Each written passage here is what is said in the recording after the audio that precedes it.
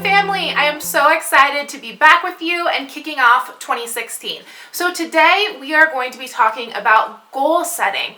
If you're like me this past week, you took some time to think about 2015 and how you want to live differently in 2016 to walk into 2017 as a healthier, more vibrant version of yourself, right? And healthier on all levels. So this week, it's always funny. I end up doing my resolutions twice the first week of the year. Every year it happens because inevitably I get to day 2 and I've broken like half of my resolutions, which is totally fine because it really gives me a chance to ask myself, hey, is this something you really care about, right? Is this something you really want? And if it is, have you set yourself up for success to really achieve it? Have you made this goal SMART? And we're going to be talking about setting SMART goals. SMART is an acronym, and I'm going to be using the blog post I wrote on this to help me remember what each of the letters in SMART means, because I can never remember acronyms. I'm terrible with acronyms. So if you kind of need the cliff notes of this in the future, it's all in this blog post that I'll link below. Today we're going to be talking through, from kind of a larger picture, this system of goal setting that I created that is really aimed at setting goals that are holistic and synergistic. You know, you hear me talk a lot about, creating a lifestyle that works together and learning to live well, right? That at its core is what Paper and Glam is about. Whether we're talking about, seasonal living or planning or, home decor or reading, whatever it is, at the core, it's really about learning to live well, right? And in order to do that, things have to work together.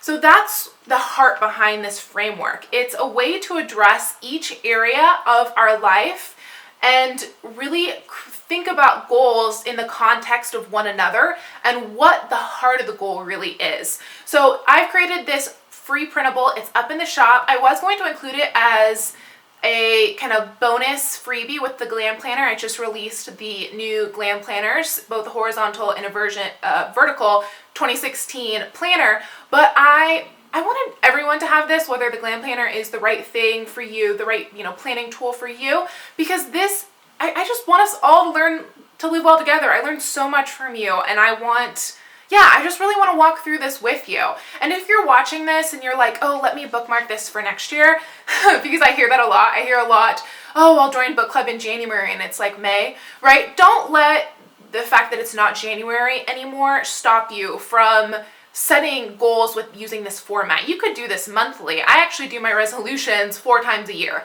I do them first, obviously, New Year's Eve, and then inevitably 2 days in I do it again, like I said, and then I actually do them again partway through the year. My birthday's June 18th, and that's kind of a great midpoint to reassess how things are going and maybe what's changed, because I find that, sometimes things don't apply anymore, and I'll talk more about that later. Like 6 months is a long time. And then lastly, I always kind of reassess my goals in the fall. Something about the fall that kind of like hanging up the summer vacay mindset and really settling into that routine and that kind of let's get down to business energy of fall. I love to just harness that and really think about how I'm going to move forward. And Gretchen Rubin, who I absolutely love, had the privilege of meeting her a couple years back, and she said, September is the new January. And that is so true. September is the new January. So if you're regardless of what time you're watching this, please just stick with me here for a minute. All right, so this framework is divided into 2 halves. The top half is going to be your personal goals. These are things that largely they take place within yourself. They're really things that they just don't really involve anyone else. There's no other way to say it. You can't, if you go for a run 3 times a week, like the main impacts of that, are on you. And of course, I'm sure you taking care of yourself is going to be great for you and your career and your family and all those things. But mainly you don't really need too much buy-in from other people. And the changes take place predominantly within yourself. The bottom half of this sheet addresses your interpersonal goals. They're things that you really can't do on your own. They are, they're goals that if you reach them, you're going to really see significant impacts in not only your life, but the lives around you, right? So when you think about using this framework, remember to ask yourself, is this a personal goal or an interpersonal goal? And do I have it in the right category? All right, so let's talk about the categories. So the first 4 personal categories are spiritual, creative, physical, and mental. So when we talk about spiritual, I'm gonna just throw this up on the screen because that way I don't have to hold it up, and I'm sure the glare is gnarly. Screen, you're already watching a screen. Clearly I do too many presentations at work, right? So when we think about spiritual goals, what we're asking ourselves is, what can I do to grow spiritually? A lot of times we see these like Pinterestable graphics that's like, read more, get in the best shape of my life. And it's like, that's really not actionable, right? We want to think about how we can move forward, growing spiritually, how we can move forward, growing creatively, how we can move forward physically, getting stronger with more energy, and how can we grow in 2016 or whatever year you're watching this mentally, right? How can I get mentally sharper? And then the bottom half is, how can I grow relationally, right? How can I grow, in my family, in my marriage, in my community? How can I grow with the people around me? And then professional, how can I grow in my career, right? How can I move forward in whether that's, your day job or a calling that you have or a side hustle? How professionally can I grow?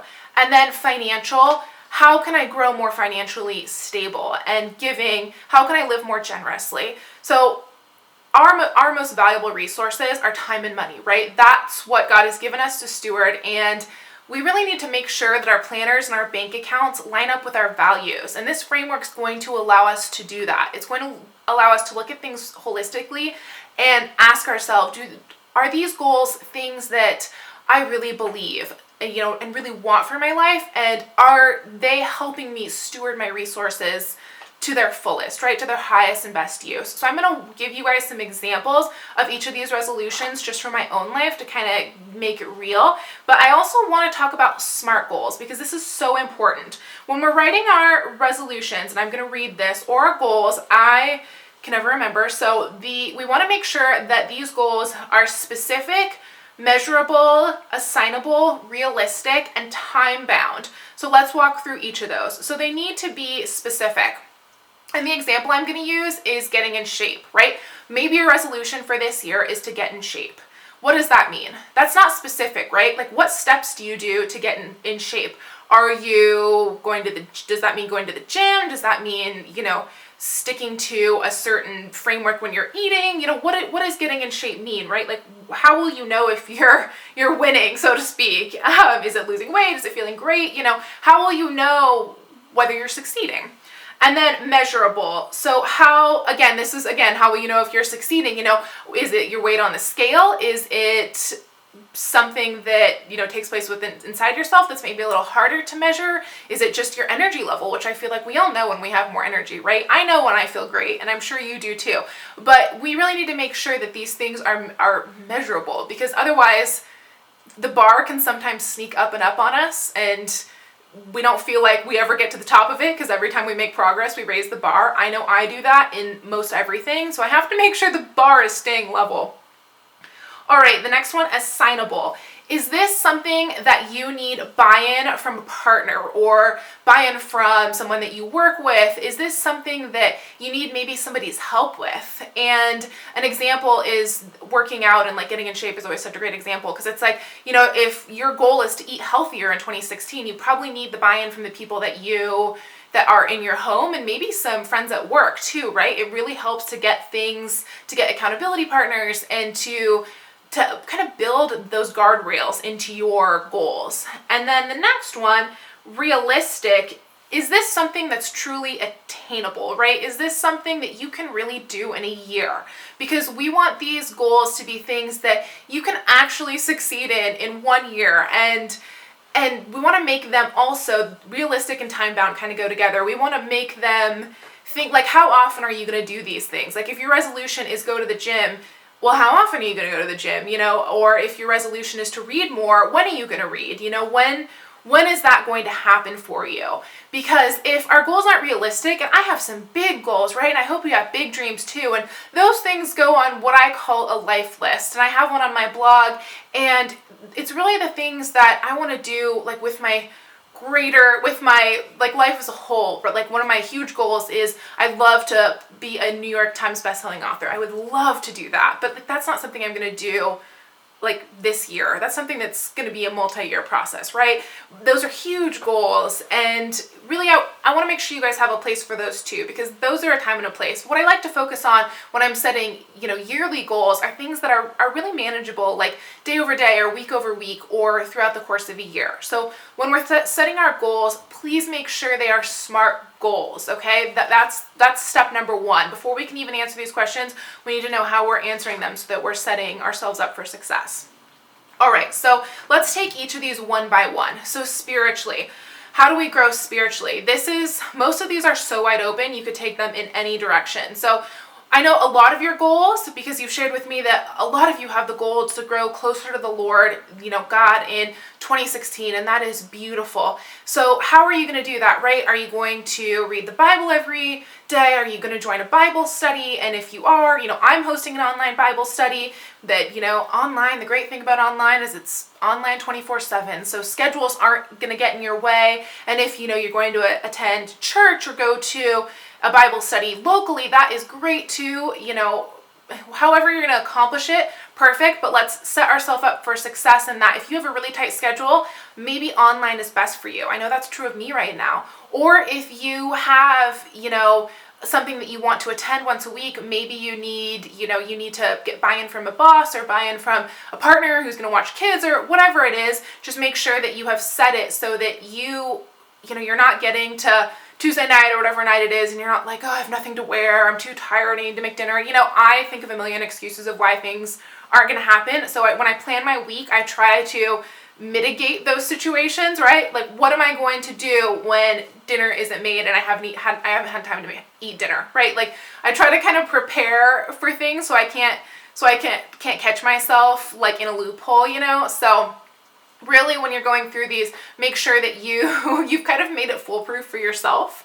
And also, that you've made things that are really important to you. And growing spiritually doesn't have to mean necessarily reading the Bible or, attending a church. Of course, that Jesus Christ is the most important thing in my life. My relationship with God is, I believe that we're here to, know God and make him known, right? But sometimes, I kind of felt like my spiritual life wasn't exactly where God wanted me to focus. I'm pretty good at reading my Bible every day, or I kind of got off track, to be honest, the last part of the year, but at the time when I set my resolutions last year, I was like, I feel like I'm kind of in a sweet spot right now.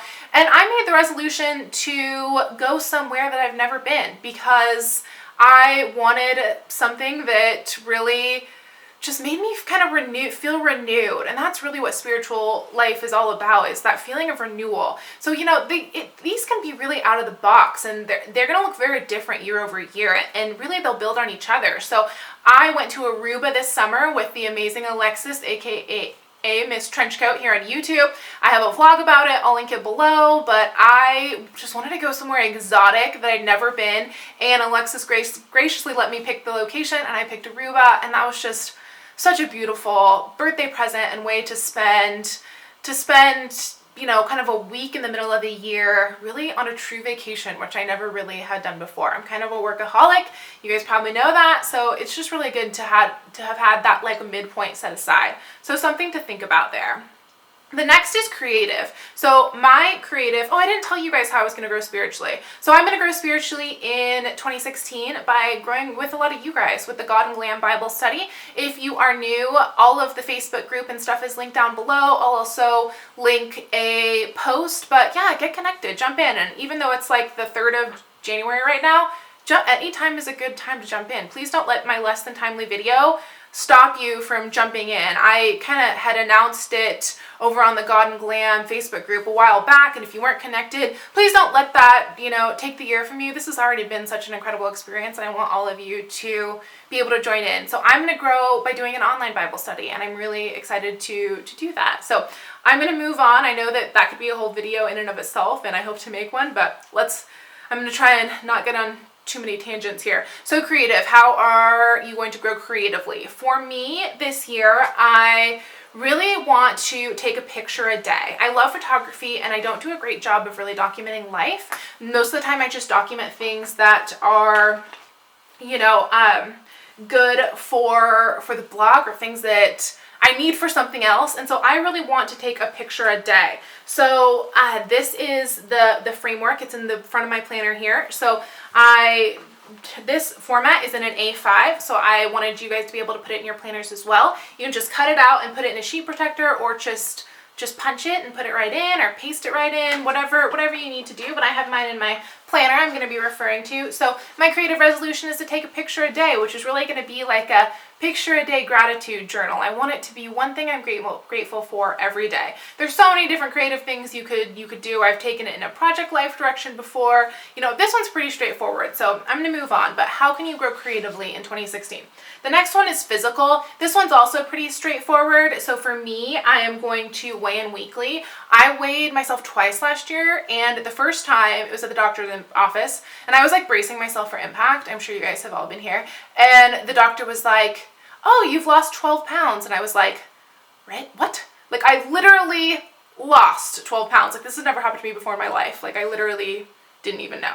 So the next time I weighed myself, I was like expecting to have not gained weight, and I had gained them right back. And I was like devastated. It was after the move, and I'm sure I wasn't taking the best care of myself and all of that. But needless to say, I really want to do a better job of tracking how I'm doing.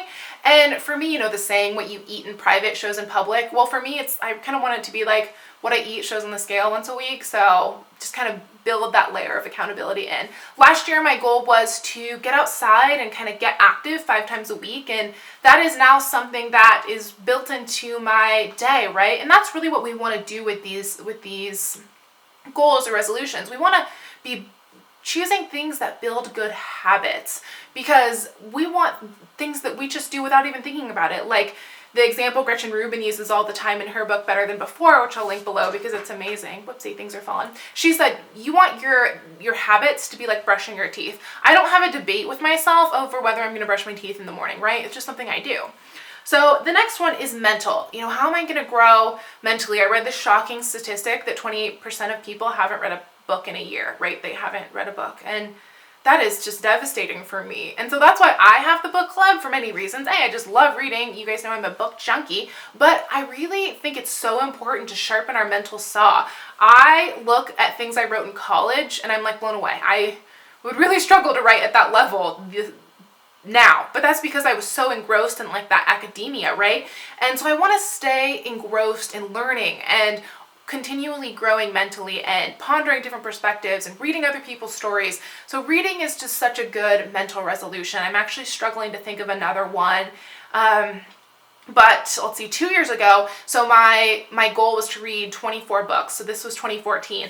And I had read, it was obvious I was going to make the goal. So in September, I had a new resolution to start a book club, and that is the Paper and Glam Book Club. So if you need accountability with reading, or you don't know what to read, you really want some support, the book club is there, and I would love it if you would join. I would say a great place to start with reading is to pick just one book a month and read it. Everyone can read one book a month. I don't care how busy you are. It would take you about 10 minutes a day to read one book a month. If the book is 300 pages, right? That's 10 pages a day. You could easily do that. Anyone could do that. And that's how I started. I had a crazy job and I was working 24/7, and I could read about 10 pages before I'd just pass out and in bed, right? And just exhausted. So I started with a book a year, and then the next year it was 2 books. And this year I read 40 books. That's pretty good. This next year I want to read 52 books, which is a book a week.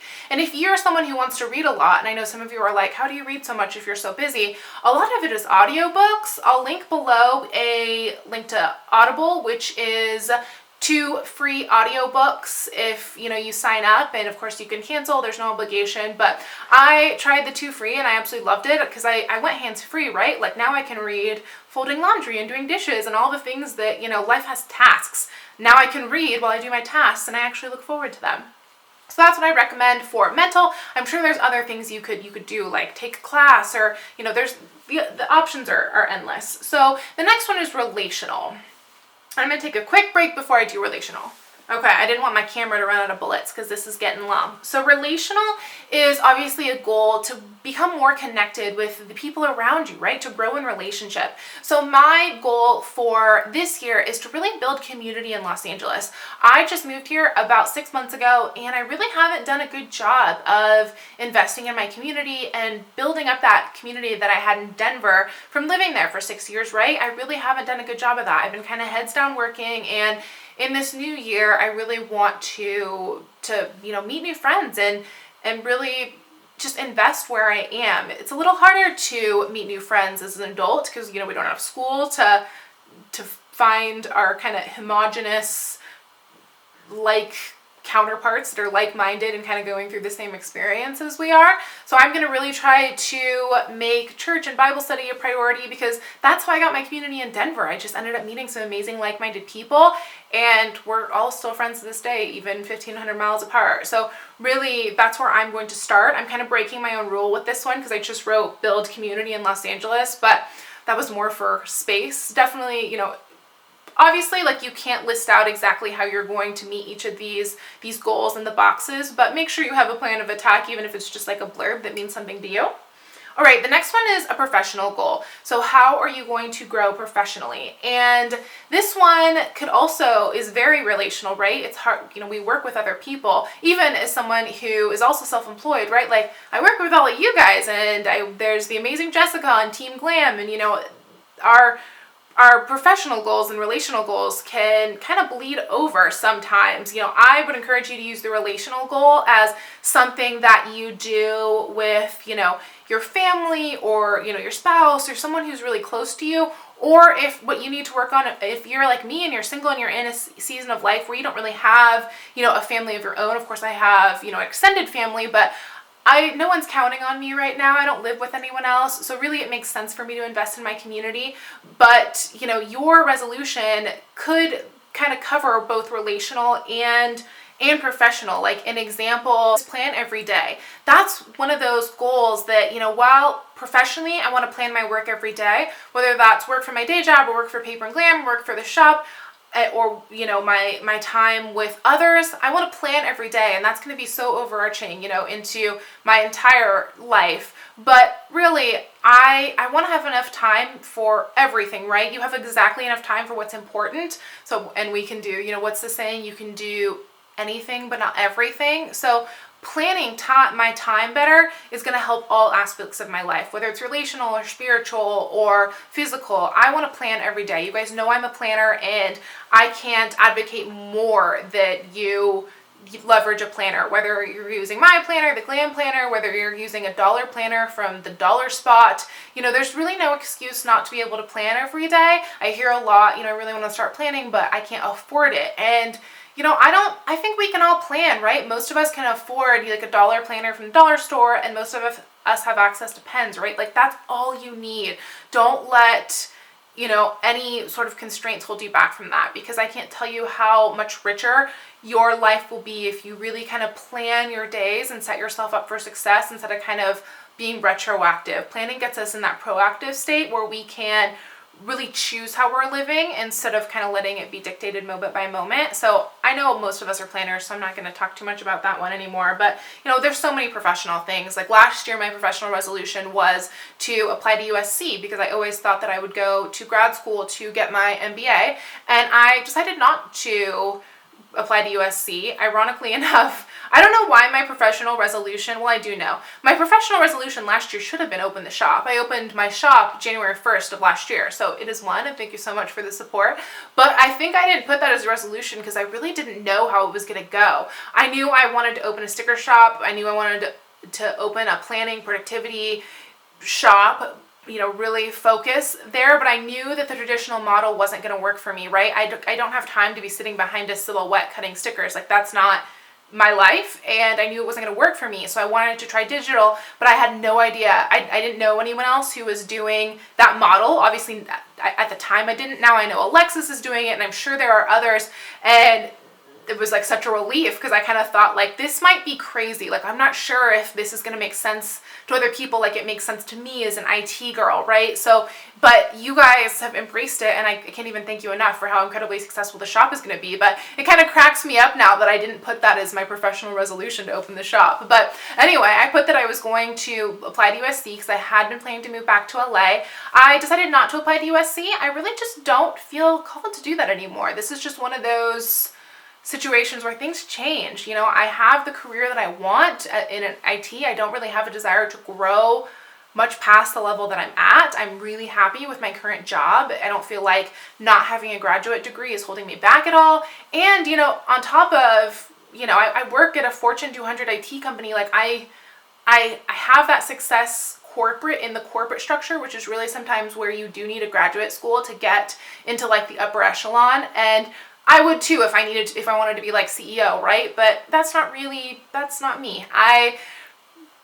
just not a goal that I have for myself. And now that I've also opened the Glam shop and it has been so successful, and that's all because of you guys, I really just want to focus my attention there. I don't really feel like, I guess at the end of the day, I started to understand that the MBA would be more of a vanity degree, and there's nothing wrong with that, right? Like, I would love to go back to school and learn, but I just really don't have the time or the money. Like, USC's are really expensive, and LA is really expensive, and yeah, I just finished paying off my undergraduate degree. I don't really want to take on more debt for a graduate degree. So anyway, that is where I landed. A lot of you had been asking about that, so that's the Cliff Notes.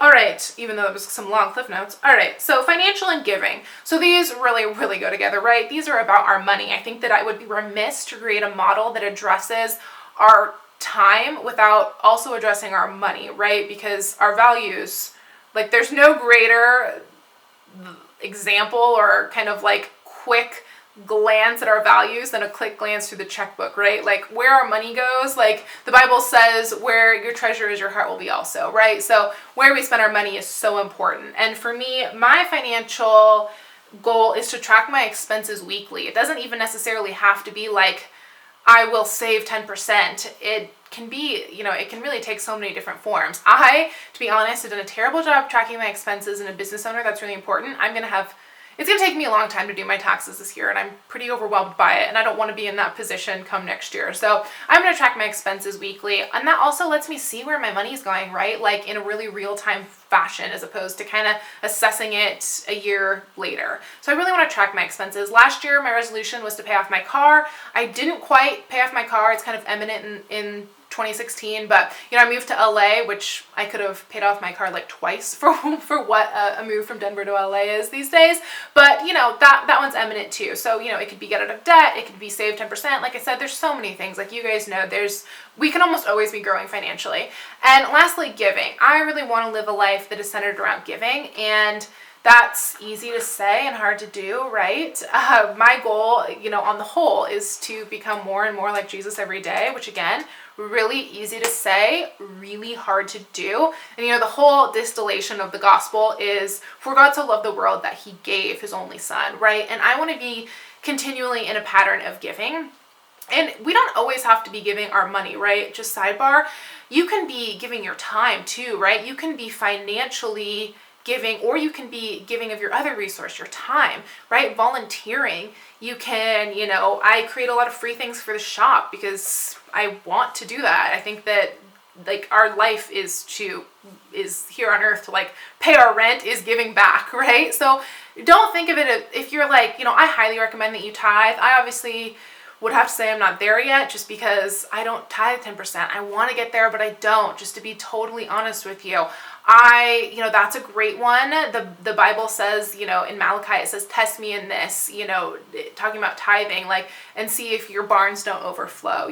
No one grows poor by giving. I'm not at the 10% place yet, but everyone can give something. So I support my friends who are in Uganda, and I'm going to continue doing that this coming year. It was my resolution last year, and I'm going to continue supporting my friends who are missionaries in Uganda, getting clean water and electricity to the Ugandans.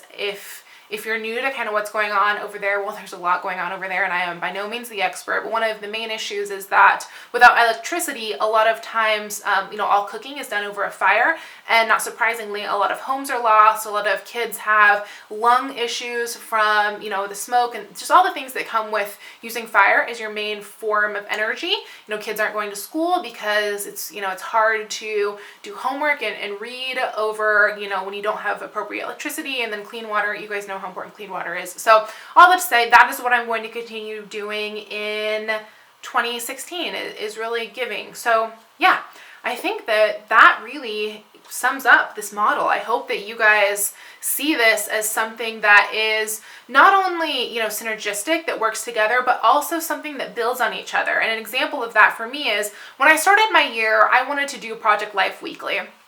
And then I got to Sunday, which is kind of today, which is the first week of the year. And I was like, there's no way I'm going to get to Project Life today. So how can I set myself up for success for doing Project Life? One of my resolutions, right, is to take a picture every day. And one of my resolutions is to read Savor, which is our devotional, our God and Glam devotional, and which is leading me to write in my journal every day. So if I'm writing every day and I'm taking a picture every day, that's really simple to come back and do Project Life. And not only if I do nothing else, right? I have a picture every day, and I have words written every day, and that's the crux of documenting life, right? That's it, like, check.